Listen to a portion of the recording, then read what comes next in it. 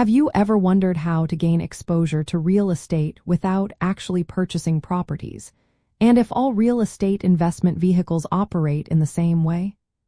Understanding the distinct structures and objectives of various real estate investment trusts is key to making informed decisions in this asset class.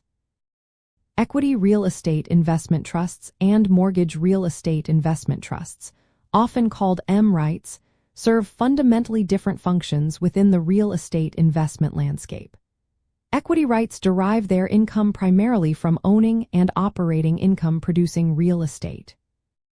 In contrast, mortgage REITs provide financing for income-producing real estate by purchasing or originating mortgages and mortgage-backed securities, with their revenue primarily stemming from the net interest margin between their borrowing costs and their lending rates.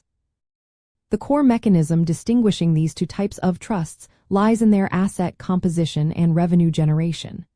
Equity REITs are direct property owners, collecting rent from tenants across various sectors such as office buildings, shopping centers, apartments, and hotels.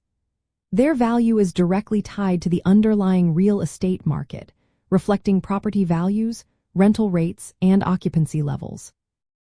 Mortgage REITs, on the other hand, operate more like financial institutions.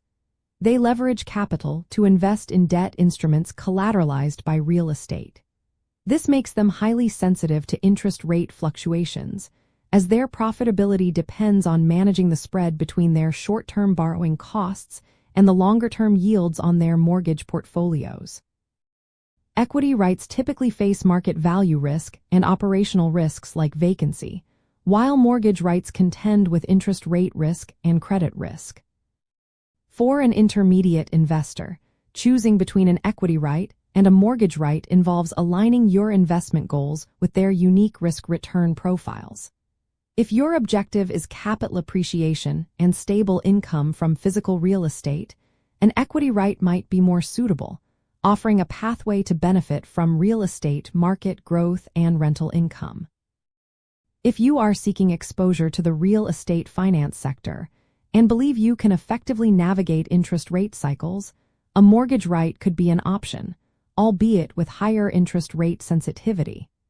Consider questions such as whether you are more bullish on property values and rental growth, or on the efficiency of real estate financing and interest rate spreads. A crucial insight for equity REITs is the concept of net asset value, or NAV, which helps assess whether a trust's stock price reflects the underlying value of its real estate holdings. Understanding NAV per share can reveal if the market is overvaluing or undervaluing its portfolio.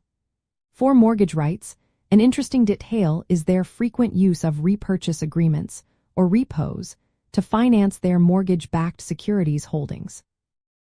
Repos are short-term borrowing arrangements where securities are sold with an agreement to repurchase them later at a slightly higher price.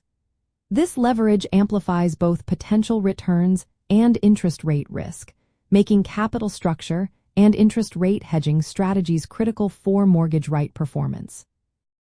Ultimately, recognizing the foundational differences between equity REITs and mortgage REITs empowers you to construct a more diversified and strategically aligned investment portfolio. By understanding whether you are investing in real estate assets themselves or the financing of those assets, you can better manage risk, anticipate performance drivers, and make choices that resonate with your specific investment philosophy and economic outlook, thereby enhancing your overall portfolio strategy.